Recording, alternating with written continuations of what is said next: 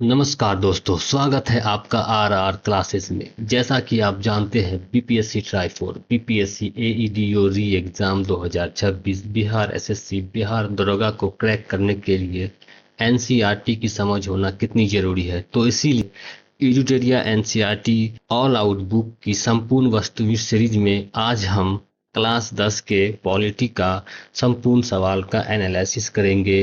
तो आज का पहला सवाल है क्वेश्चन नंबर 1। भारत का पड़ोसी देश श्रीलंका कब स्वतंत्र हुआ?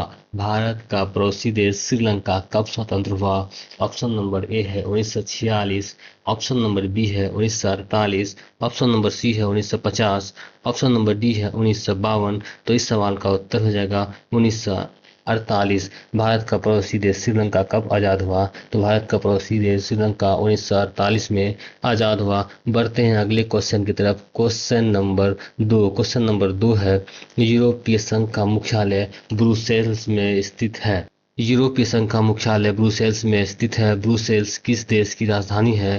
तो इस सवाल का उत्तर हो जाएगा ब्रुसेल्स बेल्जियम देश की राजधानी है। ब्रुसेल्स बेल्जियम देश की राजधानी है। देखिए, इस सवाल के ऑप्शन में थोड़ा गलती है। ऑप्शन नंबर सी बेल्जियम, इसको लग्जमबर्ग कर लीजिए। बढ़ते हैं अगले क्वेश्चन की तरफ। क्वेश्चन नंबर 3 कह रहा है, सत्ता का क्षैतिज वितरण से क्या तात्पर्य है? सत्ता का क्षैतिज वितरण से क्या तात्पर्य है? ऑप्शन नंबर ए है, शासन के विभिन्न अंग जैसे विधायिका और कार्यपालिका के बीच सत्ता का बंटवारा। बी है, शासन के विभिन्न स्तर जैसे संघ, राज्य तथा स्थानीय इकाइयों के बीच सत्ता का बंटवारा। ऑप्शन नंबर सी है, दबाव समूहों और आंदोलनों द्वारा शासन को प्रभावित और नियंत्रित करने की क्षमता। ऑप्शन नंबर डी है, विभिन्न सामाजिक समूहों के बीच सत्ता की साझेदारी। तो इस सवाल का उत्तर है ऑप्शन नंबर ए, शासन के विभिन्न अंग जैसे विधायिका और कार्यपालिका के बीच सत्ता का बंटवारा। इसे हम सत्ता का क्षैतिज वितरण कहते हैं, क्योंकि इसमें सरकार के विभिन्न अंग एक ही स्तर पर रहकर अपनी अपनी शक्ति का प्रयोग करते हैं। बढ़ते हैं अगले क्वेश्चन की तरफ। क्वेश्चन नंबर 4 कह रहा है, किस देश के लोगों ने गृह युद्ध की समाप्ति के पश्चात यह तय किया कि देश का राष्ट्रपति मेरोनाइट पंथ का कोई कैथोलिक ही होना चाहिए और सिर्फ सुन्नी मुस्लिम ही प्रधानमंत्री हो सकता है?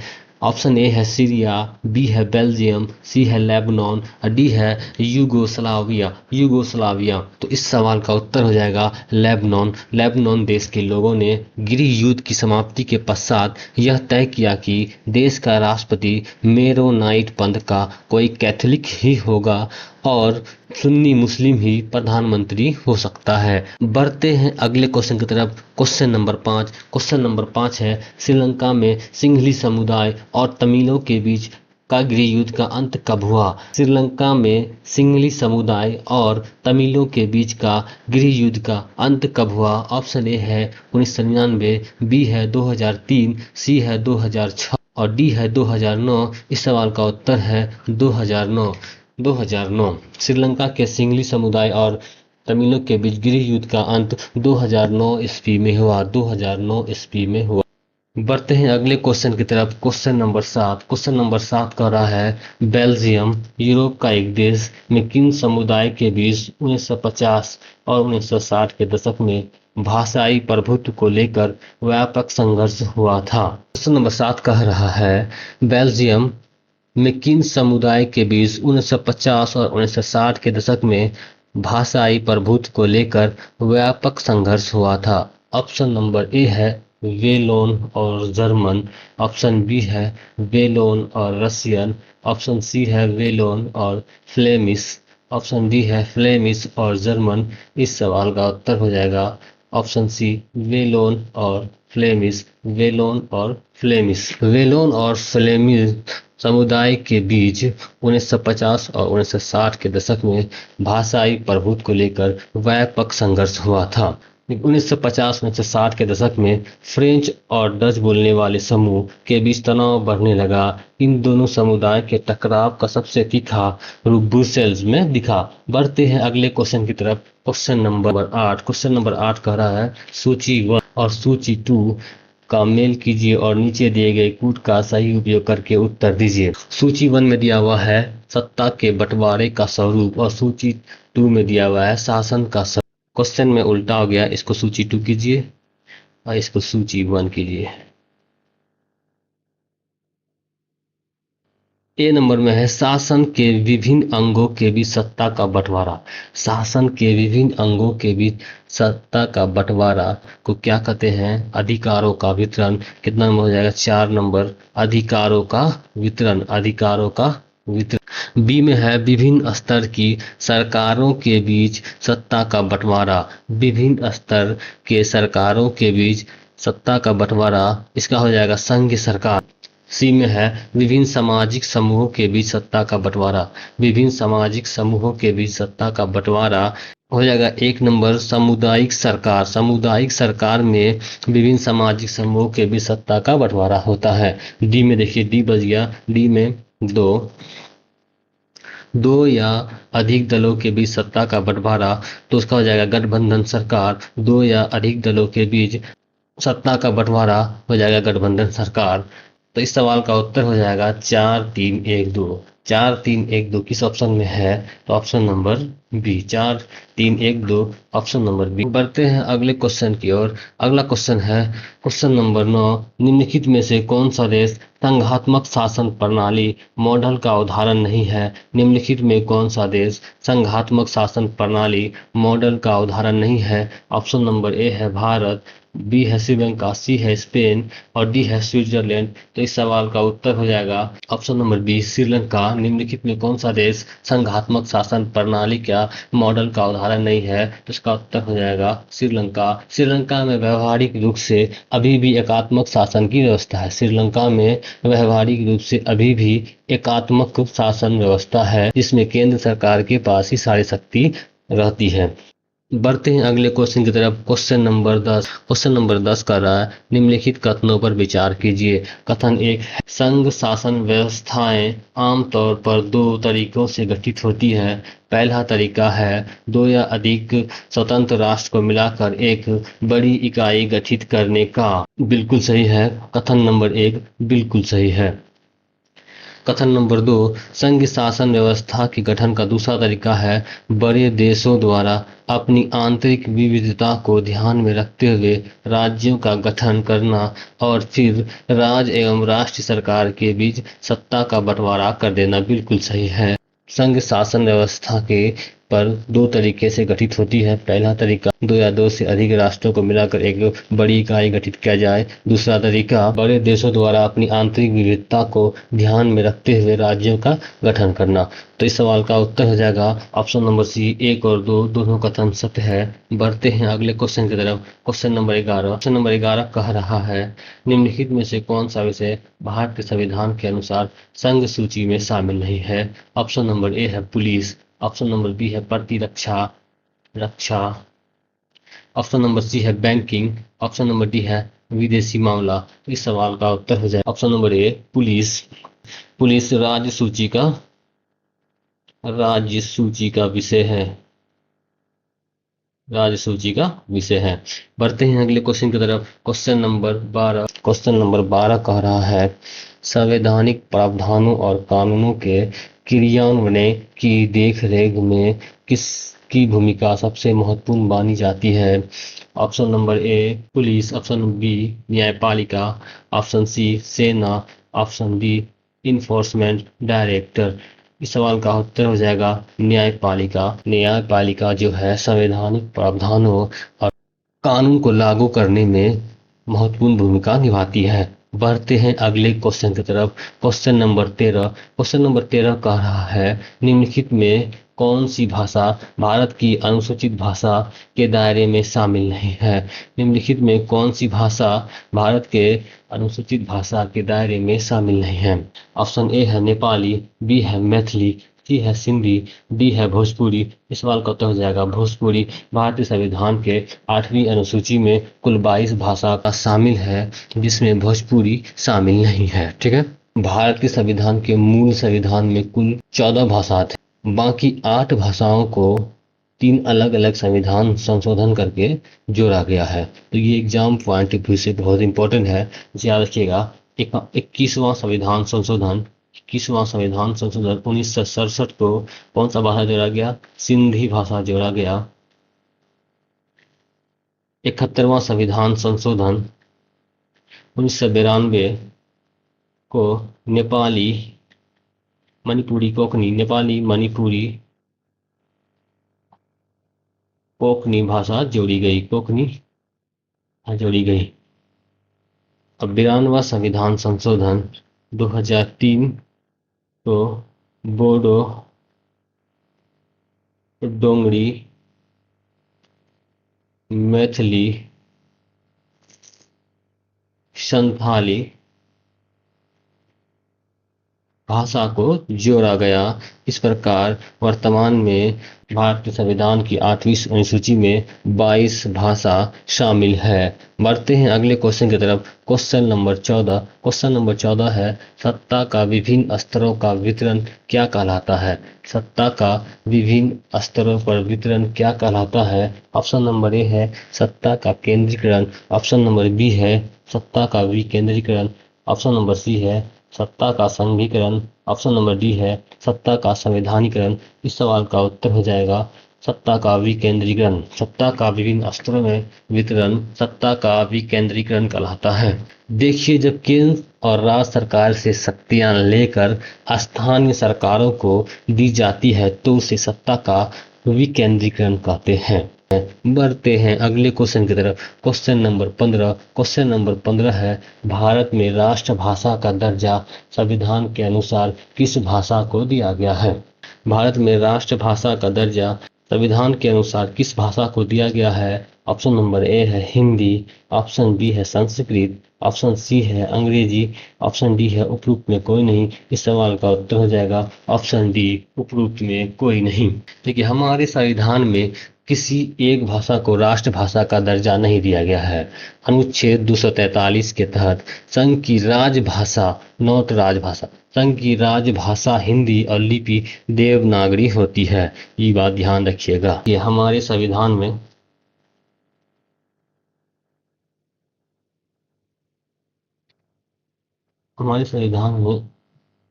किसी एक भाषा को राष्ट्रभाषा का दर्जा नहीं दिया गया है, बल्कि अनुच्छेद 343 के तहत संघ की राजभाषा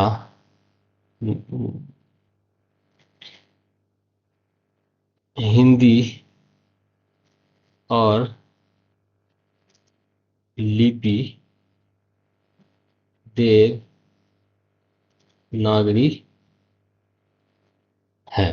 बढ़ते हैं अगले क्वेश्चन की तरफ। क्वेश्चन नंबर 16 कहता है, भारत की अनुसूचित भाषाओं में हिंदी के पश्चात सर्वाधिक बोली जाने वाली भाषा कौन सी है? भारत की अनुसूचित भाषाओं में हिंदी के पश्चात सर्वाधिक बोली जाने वाली भाषा कौन है? ऑप्शन नंबर ए है तेलुगु, ऑप्शन नंबर बी है तमिल, ऑप्शन सी है बंगला, ऑप्शन डी है उर्दू। तो इस सवाल का उत्तर हो जाएगा बंगला। हिंदी के बाद बोले जाने वाली सर्वाधिक भाषा बंगला है।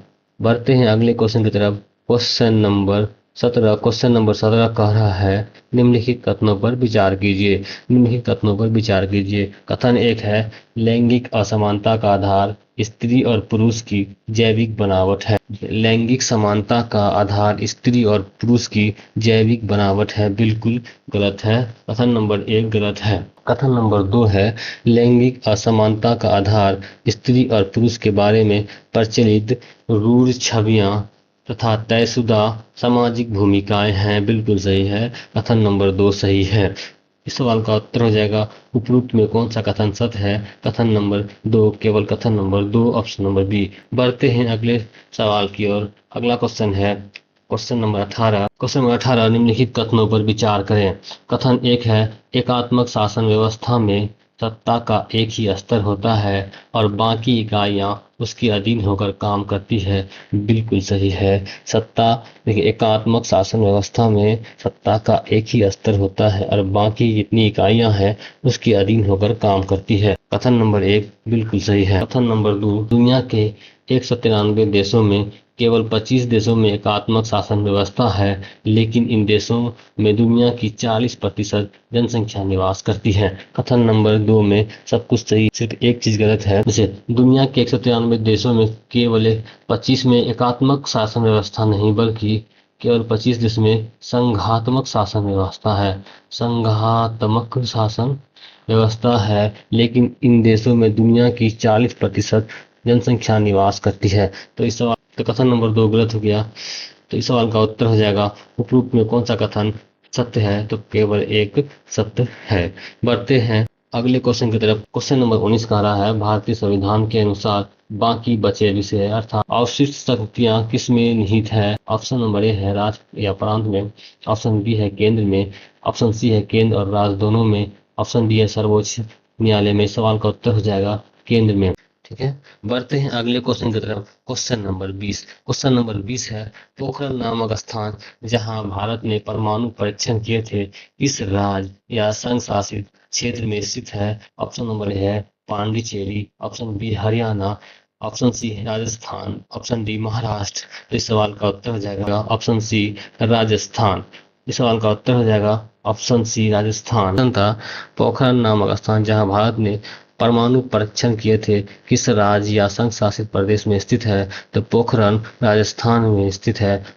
बढ़ते हैं अगले क्वेश्चन की तरफ। Question number 21। क्वेश्चन नंबर 21 कह रहा है, भारतीय संविधान की 8वीं अनुसूची का संबंध किससे है। भारतीय संविधान की 8वीं अनुसूची का संबंध किससे है। ऑप्शन 1 है संविधान संशोधन से, ऑप्शन बी है केंद्र और राज्य के बीच विषयों के बंटवारे से, ऑप्शन सी है संवैधानिक प्राधिकारियों द्वारा किए जाने वाले शपथ के प्रारूप से, ऑप्शन डी है अनुसूचित भाषाओं से। तो इस सवाल का उत्तर हो जाएगा अनुसूचित भाषाओं से। संविधान की 8वीं अनुसूची अनुसूचित भाषाओं से संबंधित है। संविधान की 8वीं अनुसूची में कुल 22 भाषाओं को रखा गया है। कुल 22 भाषाओं को रखा गया। बढ़ते हैं अगले सवाल की तरफ। Question number 22। क्वेश्चन नंबर 22 कह रहा है, भारत में भाषाई आधार पर राज्य पुनर्गठन आयोग की रिपोर्ट कब से लागू किया गया था। भारत में भाषाई आधार पर राज्य पुनर्गठन आयोग की रिपोर्ट को कब से लागू किया गया था। इस सवाल का उत्तर हो जाएगा 1 नवंबर 1956 से। 1 नवंबर 1956 से भारत में भाषाई आधार पर राज्य पुनर्गठन आयोग का रिपोर्ट 1 नवंबर 1956 से लागू किया गया था। राज्य पुनर्गठन आयोग को फजल अली आयोग भी कहते हैं। सन 1953 में सरकार द्वारा 3 सदस्यीय राज्य पुनर्गठन आयोग फजल अली की अध्यक्षता में गठित किया गया था। फजल अली आयोग में अन्य 2 सदस्य थे, के.एम. पन्नीकर और H.N. कुंजरू। ठीक है। यह राज्य पुनर्गठन आयोग का गठन 1953 में हुआ है, याद रखिएगा। उसके बाद याद रखिएगा रिपोर्ट कब दिया है इस आयोग ने रिपोर्ट दिया है सन 1955 में। और ये फजल अली आयोग या राज्य पुनर्गठन आयोग लागू कब हुआ। ये लागू हुआ 1 नवंबर 1956 से। ठीक है। ये 3 चीज याद रखिएगा, हर एग्जाम के लिए बहुत इंपॉर्टेंट है। फजल अली 1 नंबर, सेकंड में याद रखिएगा के.एम. पन्नीकर, थर्ड में याद रखिएगा H.N. कुंजरू। ये 2 बहुत इंपॉर्टेंट है। बढ़ते हैं अगले सवाल की तरफ। Question number 23। नंबर 23 कह रहा है, आधुनिक लोकतंत्र में सत्ता सरकार के विभिन्न अंगों जैसे विधायिका, कार्यपालिका और न्यायपालिका के बीच बांटी जाती है, सत्ता के बंटवारे के इस रूप को किस नाम से जाना जाता है? सत्ता के बंटवारे के इस रूप को किस नाम से जाना जाता है? ऑप्शन ए है शक्ति का ऊर्ध्वाधर वितरण, ऑप्शन बी है शक्ति का क्षैतिज वितरण, ऑप्शन सी है शक्ति का संघीय वितरण, ऑप्शन डी है सामुदायिक सरकार। सामुदायिक सरकार। इस सवाल का उत्तर हो जाएगा शक्ति का क्षैतिज वितरण। सरकार के एक ही स्तर पर विधायिका, कार्यपालिका और न्यायपालिका के बीच सत्ता का बंटवारा किया जाता है, तो इसे हम सत्ता का क्षैतिज वितरण कहते हैं। बढ़ते हैं अगले क्वेश्चन की तरफ। Question number 24। क्वेश्चन नंबर 24 कह रहा है विभिन्न स्तरों पर, देखिए यहाँ बोल रहा है विभिन्न स्तरों पर सरकारों के बीच साझा की गई शक्ति, जैसे कि भारत में केंद्र सरकार और राज्य सरकारों के बीच किस नाम से जानी जाती है? ऑप्शन ए है क्षैतिज सत्ता साझेदारी, ऑप्शन बी है शक्ति का पृथक्करण, ऑप्शन सी है ऊर्ध्वाधर सत्ता साझेदारी, ऑप्शन डी है सामूहिक सत्ता साझेदारी। इस सवाल का उत्तर हो जाएगा ऊर्ध्वाधर सत्ता साझेदारी। ठीक है, देखिए जब सत्ता का बंटवारा केंद्र और राज्य सरकार के बीच कराया जाता है तो उसे ऊर्ध्वाधर सत्ता साझेदारी कहा जाता है। बढ़ते हैं अगले क्वेश्चन की तरफ। Question number 25। क्वेश्चन नंबर 25 है कथन ए और कारण आर पर विचार कीजिए तथा उपयुक्त विकल्प के आधार पर उत्तर दीजिए। कथन ए है गांधी जी कहा करते थे कि धर्म को कभी भी राजनीति से अलग नहीं किया जा सकता। गांधी जी कहा करते थे कि धर्म को कभी भी राजनीति से अलग नहीं किया जा सकता। बिल्कुल सही है।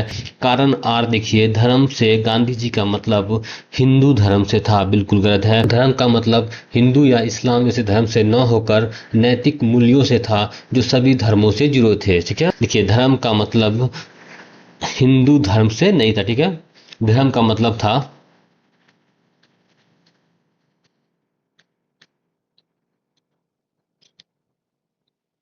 नैतिक मूल्यों, सभी धर्मों के नैतिक मूल्यों से था। तो इस सवाल का उत्तर हो जाएगा कथन ए सही है और कारण आर गलत है। तो इस सवाल का उत्तर हो जाएगा ऑप्शन नंबर सी। बढ़ते हैं अगले क्वेश्चन की तरफ। Question number 26। क्वेश्चन नंबर 26 कह रहा है निम्नलिखित में किस आधार पर सामाजिक विभाजन भारतीय समाज की विशिष्ट विशेषता है? क्वेश्चन है निम्नलिखित में से किस आधार पर सामाजिक विभाजन भारतीय समाज की विशिष्ट विशेषता है? ऑप्शन ए है जाति आधारित सामाजिक विभाजन, ऑप्शन बी है धर्म आधारित सामाजिक विभाजन, ऑप्शन सी है लिंग आधारित सामाजिक विभाजन और ऑप्शन डी है भाषा आधारित सामाजिक विभाजन। देखिए इस सवाल का उत्तर होगा जाति आधारित सामाजिक विभाजन। देखिए निम्नलिखित में से किस आधार पर सामाजिक विभाजन भारतीय समाज की विशिष्ट विशेषता है? तो जाति आधारित सामाजिक विभाजन भारतीय समाज की विशिष्ट विशेषता है। देखिए लिंग और धर्म पर आधारित विभाजन तो दुनिया भर में है, पर जाति आधारित विभाजन केवल भारतीय समाज में ही देखने को मिलता है। बढ़ते हैं अगले क्वेश्चन की तरफ। Question number 27। क्वेश्चन नंबर 27 कह रहा है रिक्त स्थानों की पूर्ति विकल्प में दिए गए उपयुक्त शब्द का चयन कर करें। ठीक है, वर्ण व्यवस्था अन्य जाति समूहों से भेदभाव और उन्हें अपने से अलग मानने की धारणा पर आधारित है। इनमें डैश जातियों के साथ छुआछूत का व्यवहार किया जाता है। एक बार फिर से सुनिए, वर्ण व्यवस्था के बारे में बता रहा है। वर्ण व्यवस्था अन्य जाति समूहों से भेदभाव और अपने से अलग मानने की धारणा पर आधारित है। इसमें डैश जातियों के साथ छुआछूत का व्यवहार किया जाता है। पिछड़ी जाति, अत्यज, वैश्य और ब्राह्मण। सवाल का उत्तर हो जाएगा अत्यज जाति के साथ छुआछूत का व्यवहार किया जाता था। बढ़ते हैं अगले क्वेश्चन की तरफ। Question number 28। क्वेश्चन नंबर 28 है कथन ए और कारण आर पर विचार करें और उपयुक्त विकल्प के आधार पर उत्तर दें। कथन ए है भारत उन जातियों के लोगों में नई चेतना पैदा हुई है जिन्हें अभी तक छोटा या नीच समझा जाता था। कारण आर है सार्वभौमिक वैश्य मताधिकार और एक व्यक्ति एक वोट की व्यवस्था ने राजनीतिक दलों को विवश किया है कि वे राजनीतिक समर्थन पाने और लोगों को गोलबंद करने के लिए सक्रिय हो। बिल्कुल सही है। कथन कारण दोनों सही है और कारण जो आर है कथन ए का सही स्पष्टीकरण है। तो इस सवाल का उत्तर हो जाएगा ऑप्शन नंबर ए। बढ़ते हैं अगले सवाल की तरफ। क्वेश्चन नंबर 29 है। क्वेश्चन नंबर 29 कह रहा है वर्ष 2011 की जनगणना के अनुसार भारत की आबादी में अनुसूचित जातियों और अनुसूचित जनजातियों का हिस्सा कितना प्रतिशत है? अनुसूचित जाति और अनुसूचित जनजाति का हिस्सा कितना प्रतिशत है? ऑप्शन ए है 16.6%, ऑप्शन बी है 19.8%, ऑप्शन सी है 22.4% और ऑप्शन डी है 25.2%। इस सवाल का उत्तर होगा 25.2%। 2011 की जनगणना के अनुसार भारत में एससी जो है कुल 16.6% है। वहीं एसटी की बात करें, अनुसूचित जनजाति 8.6% है। अगर इन दोनों को जोड़ दिया जाए तो टोटल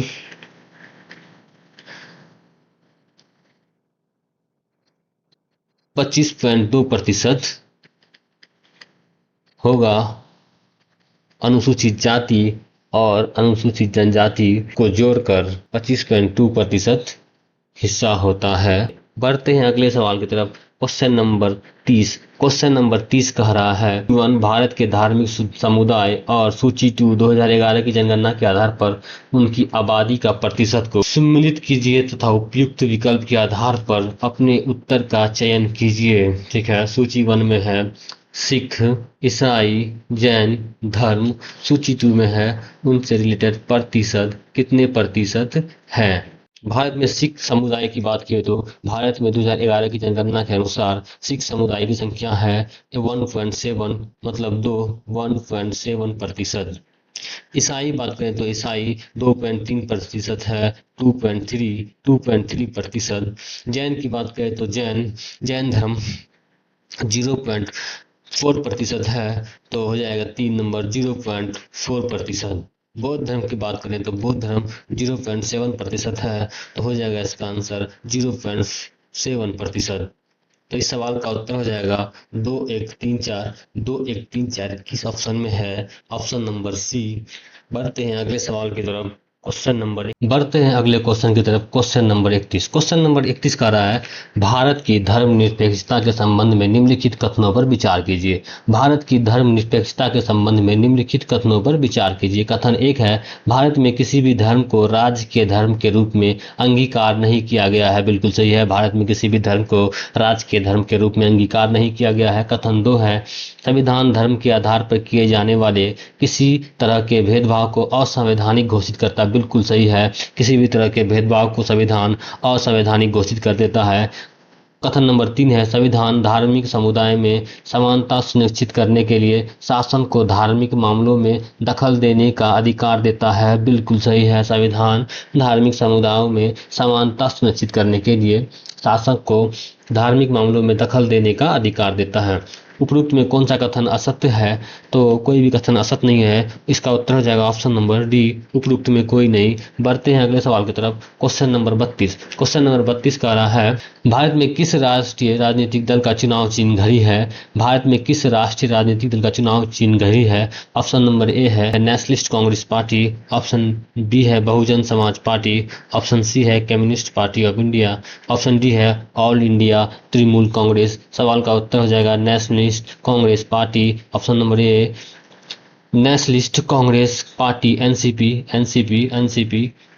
एनसीपी का गठन कांग्रेस के विभाजन के बाद 1999 में हुआ है। एनसीपी का गठन कांग्रेस में विभाजन के बाद 1999 में हुआ है। बढ़ते हैं अगले सवाल की ओर। क्वेश्चन नंबर 33 निम्नलिखित में कौन बहुजन समाज पार्टी के संस्थापक हैं?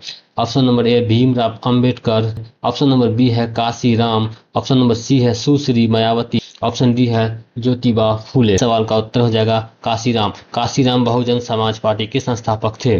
काशीराम ने बहुजन समाज पार्टी का गठन सन 1984 में किया था। कब किया था गठन? 1984 ईस्वी में किया था। बढ़ते हैं अगले क्वेश्चन की तरफ। क्वेश्चन नंबर 34 कह रहा है बिहार में राजनीतिक पार्टी जनता दल यूनाइटेड का गठन किस वर्ष हुआ है? क्वेश्चन नंबर 34 कह रहा है बिहार में राजनीतिक पार्टी जनता दल यूनाइटेड का गठन किस वर्ष हुआ था। ऑप्शन नंबर ए है 94, बी है 96, सी है 99 और डी है 2002। इस सवाल का उत्तर हो जाएगा 1999। जनता दल यूनाइटेड का गठन सन 1999 में हुआ है। जनता दल यूनाइटेड का गठन सन 1999 में हुआ है। बढ़ते हैं अगले क्वेश्चन की तरफ। Question number 35। क्वेश्चन नंबर 35 कह रहा है मोहम्मद यूनुस और उसके द्वारा स्थापित ग्रामीण बैंक को संयुक्त रूप से वर्ष 2006 का नोबेल शांति पुरस्कार दिया गया था। मोहम्मद यूनुस किस देश के प्रसिद्ध अर्थशास्त्री हैं। ऑप्शन ए है पाकिस्तान, बी है बांग्लादेश, सी है इंडोनेशिया, डी है मालदीव। उत्तर हो जाएगा मोहम्मद यूनुस बांग्लादेश के प्रसिद्ध अर्थशास्त्री हैं। मोहम्मद यूनुस बांग्लादेश के प्रसिद्ध अर्थशास्त्री हैं। बढ़ते हैं अगले क्वेश्चन की तरफ। Question number 36। क्वेश्चन नंबर 36 है एक आदेश के जरिए सभी राजनीतिक दलों के लिए सांगठनिक चुनाव कराना और आयकर रिटर्न भरना अनिवार्य कर दिया गया है। ऐसा आदेश किसके द्वारा जारी किया गया है। ये सवाल सिर्फ इतना है एक आदेश के जरिए सभी राजनीतिक दलों के लिए सांगठनिक चुनाव कराना और आयकर रिटर्न भरना अनिवार्य करा दिया गया है। ऐसा आदेश किसके द्वारा जारी किया गया है। ऑप्शन ए है भारत के राष्ट्रपति, बी है भारत के सर्वोच्च न्यायालय द्वारा, सी है चुनाव आयोग के द्वारा, डी है भारत के महान्यायवादी के द्वारा। इसका उत्तर हो जाएगा भारत के चुनाव आयोग के द्वारा। अगले क्वेश्चन की तरफ। Question number 37। क्वेश्चन नंबर 37 कह रहा है किसी व्यक्ति द्वारा किसी अधिकारी को सौंपा गया एक दस्तावेज जिसमें उसके हस्ताक्षर होते हैं और इस बात का कथन होता है कि दस्तावेज में की गई घोषणा सत्य है, क्या कहलाता है। ऑप्शन ए है आवेदन पत्र, बी है दस्तावेज पत्र, सी है शपथ पत्र और डी है अधिसूचना अधिकार। तो इस सवाल का उत्तर हो जाएगा शपथ पत्र। किसी व्यक्ति द्वारा किसी अधिकारी को सौंपा गया एक दस्तावेज जिसमें उसके हस्ताक्षर होते हैं और इस बात का कथन होता है कि दस्तावेज में की गई घोषणा सत्य है, उस दस्तावेज को शपथ पत्र कहते हैं। बढ़ते हैं अगले क्वेश्चन की तरफ। Question number 38। क्वेश्चन नंबर 38 कह रहा है निम्नलिखित में से किसी राजनीतिक दल का प्रमुख हिस्सा नहीं माना जाता है। निम्नलिखित में से किसे राजनीतिक दल का प्रमुख हिस्सा नहीं माना जाता है। ए है नेता, बी है सरकारी अधिकारी और सी है सक्रिय कार्यकर्ता और डी है अनुयायी या समर्थक। इस सवाल का उत्तर होगा सरकारी अधिकारी किसी भी राजनीतिक दल का प्रमुख हिस्सा नहीं होता। किसी भी राजनीतिक दल का 3 प्रमुख हिस्से होते हैं। राजनीतिक दल का प्रमुख 3 प्रमुख हिस्सा होता है। क्या देखिएगा, एक नेता, दूसरा में सक्रिय सदस्य, एक्टिव सदस्य और तीसरा अनुयायी या समर्थक, अनुयायी या समर्थक। बढ़ते हैं अगले सवाल की तरफ। Question number 39। क्वेश्चन नंबर 39 कह रहा है कथन ए और कारण आर पर विचार कीजिए तथा उपयुक्त विकल्प के आधार पर उत्तर दीजिए। कथन ए है भारत में बहुदलीय राजनीतिक व्यवस्था है। बिल्कुल सही है, भारत में बहुदलीय राजनीतिक व्यवस्था है। कारण आर भारतीय सामाजिक और भौगोलिक विविधता की दृष्टि से एक बड़ा मुल्क है जिस कारण भारत में बहुदलीय राजनीतिक व्यवस्था है। बिल्कुल सही है, कारण आर कह रहा है कि भारत सामाजिक और भौगोलिक विविधता की दृष्टि से एक बड़ा मुल्क है जिस कारण भारत में बहुदलीय राजनीतिक व्यवस्था है। इस सवाल का उत्तर हो जाएगा ए और आर दोनों सही है और आर ए का सही स्पष्टीकरण है। बढ़ते हैं अगले क्वेश्चन की तरफ। Question number 40। क्वेश्चन नंबर 40 कह रहा है किसी राजनीतिक दल को भारत में राष्ट्रीय दल के रूप में मान्यता प्राप्त करने के लिए किन शर्तों को पूरा नहीं करना होता है। किन शर्तों को पूरा नहीं करना होता है। ऑप्शन ए है लोकसभा चुनाव में कुल पड़े वोटों का 6% प्राप्त करना, याद रखिएगा, लोकसभा चुनाव में कुल पड़े वोटों का 6% प्राप्त करना या लोकसभा के चुनाव में कम से कम 4 सीटों पर जीत दर्ज करना, ये दोनों में या कोई एक चीज आप हासिल करते हैं लोकसभा चुनाव के संदर्भ में तो आपको राष्ट्रीय दल के रूप में मान्यता प्राप्त हो जाएगा। ऑप्शन नंबर देखिए बी, किन्हीं 4 राज्यों के विधानसभा चुनाव में 6% वोट प्राप्त करना। अगर विधानसभा चुनाव के संदर्भ में देखें, किन्हीं 4 राज्यों की विधानसभा में 6% वोट या उससे अधिक प्राप्त करते हैं तो आपको राष्ट्रीय दल का मान्यता प्राप्त हो जाएगा। दूसरा शर्त है, जब कोई पार्टी राज्य विधानसभा के चुनाव में पड़े कुल मतों का 6% या उससे अधिक वोट लाता है और कम से कम 2 सीटों पर जीत दर्ज करती है तो उसे अपने राज्य का राष्ट्रीय दल का मान्यता प्राप्त हो जाएगा। विधानसभा के संदर्भ में 2 चीज है, याद रखिएगा, जब कोई पार्टी विधानसभा के चुनाव में कुल पड़े वोटों का 6% या उससे अधिक वोट हासिल करता है और कम से कम 2 सीटों पर जीत दर्ज करती है तो उसे अपने राज्य का राष्ट्रीय दल के रूप में मान्यता मिल जाएगी। और या 4 राज्यों की विधानसभा चुनाव में 6% वोट या उससे अधिक वोट लाते हैं, राजनीतिक दल को राष्ट्रीय दल का मान्यता प्राप्त होगा। वहीं लोकसभा के संदर्भ में देखिएगा, लोकसभा के चुनाव में कुल पड़े वोटों का 6% मत प्राप्त करते हैं तो आपको राष्ट्रीय दल का मान्यता प्राप्त होगा। वहीं यदि आप लोकसभा के चुनाव में कम से कम 4 सीटों पर जीत दर्ज करते हैं तो आपको राष्ट्रीय दल का मान्यता प्राप्त होगा। इस सवाल का उत्तर हो जाएगा ऑप्शन नंबर डी, लोकसभा के चुनाव में कम से कम 6 सीटों पर जीत दर्ज करना। बढ़ते हैं अगले क्वेश्चन की तरफ। Question number 41। क्वेश्चन नंबर 41 कह रहा है, वर्ष 2019 की स्थिति में भारत में राष्ट्रीय स्तर पर मान्यता प्राप्त दलों की संख्या कितनी थी? वर्ष 2019 तक की स्थिति में भारत में राष्ट्रीय स्तर पर मान्यता प्राप्त दलों की संख्या कितनी थी? और इसका उत्तर हो जाएगा 7। बढ़ते हैं अगले क्वेश्चन की तरफ। क्वेश्चन नंबर है 42। क्वेश्चन नंबर 42 कह रहा है, समग्र मानवतावाद किस राजनीतिक पार्टी का मुख्य प्रेरक सिद्धांत है? समग्र मानवतावाद किस राजनीतिक पार्टी का मुख्य प्रेरक सिद्धांत है? सवाल का उत्तर हो जाएगा भारतीय जनता पार्टी। भारतीय जनता पार्टी का मुख्य प्रेरक सिद्धांत है समग्र मानवतावाद। समग्र मानवतावाद। बढ़ते हैं अगले क्वेश्चन की तरफ। Question number 43। क्वेश्चन नंबर 43 कह रहा है, कम्युनिस्ट पार्टी ऑफ इंडिया का गठन किस वर्ष हुआ था? कम्युनिस्ट पार्टी ऑफ इंडिया का गठन किस वर्ष हुआ था? ऑप्शन ए है 1916, बी 1919, सी 1925 और डी 1964। इस सवाल का उत्तर होगा 1925। कम्युनिस्ट पार्टी ऑफ इंडिया का गठन सन 1925 ईस्वी में हुआ था। बढ़ते हैं अगले सवाल की तरफ। Question number 44। क्वेश्चन नंबर 44 कह रहा है, देश की एक प्रमुख राजनीतिक पार्टी आम आदमी पार्टी का चुनाव चिन्ह क्या है?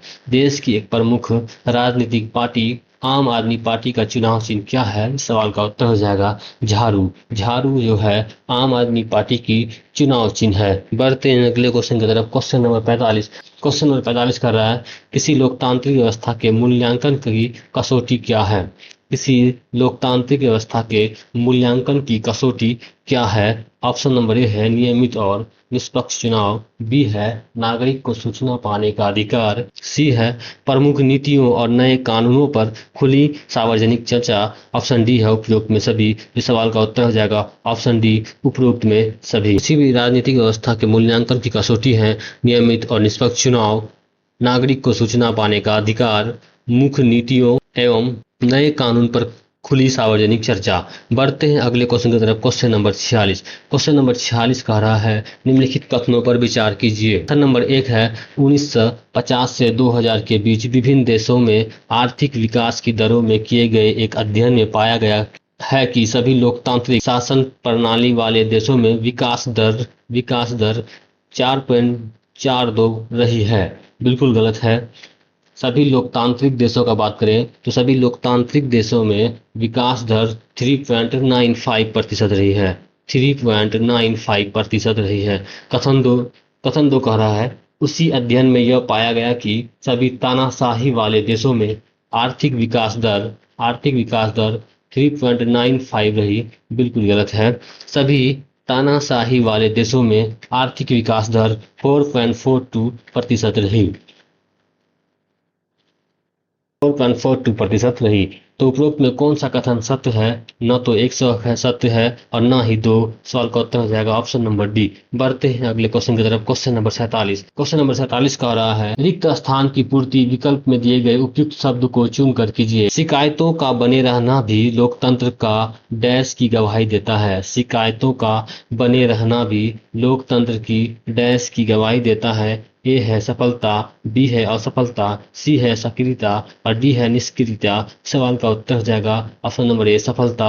शिकायतों का बने रहना भी लोकतंत्र की स्वतंत्रता का गवाही देता है। बढ़ते हैं अगले क्वेश्चन की तरफ। Question number 48। क्वेश्चन नंबर 48 कह रहा है, सामाजिक अंतर विभाजन और टकराव को संभालना निश्चित रूप से लोकतांत्रिक व्यवस्थाओं का एक बड़ा डैश है। सामाजिक अंतर विभाजन और टकरावों को संभालना निश्चित रूप से लोकतांत्रिक व्यवस्थाओं का एक बड़ा डैश है। ऑप्शन ए है अवगुण, बी गुण, सी कसौटी और डी प्रेरक। सवाल का उत्तर हो जाएगा गुण। सामाजिक अंतर विभाजन और टकराव को संभालना निश्चित रूप से लोकतांत्रिक व्यवस्थाओं का एक बड़ा गुण है। बढ़ते हैं अगले क्वेश्चन की तरफ। Question number 49। क्वेश्चन नंबर 49 का रहा है, रिक्त स्थान की पूर्ति उपयुक्त विकल्प के आधार पर कीजिए। रिक्त स्थान की पूर्ति उपयुक्त विकल्प के आधार पर कीजिए। डैश के मामले में लोकतांत्रिक व्यवस्था किसी भी अन्य शासन प्रणाली की तुलना में काफी आगे है। डैश के मामले में लोकतांत्रिक व्यवस्था किसी भी अन्य शासन प्रणाली की तुलना में काफी आगे है।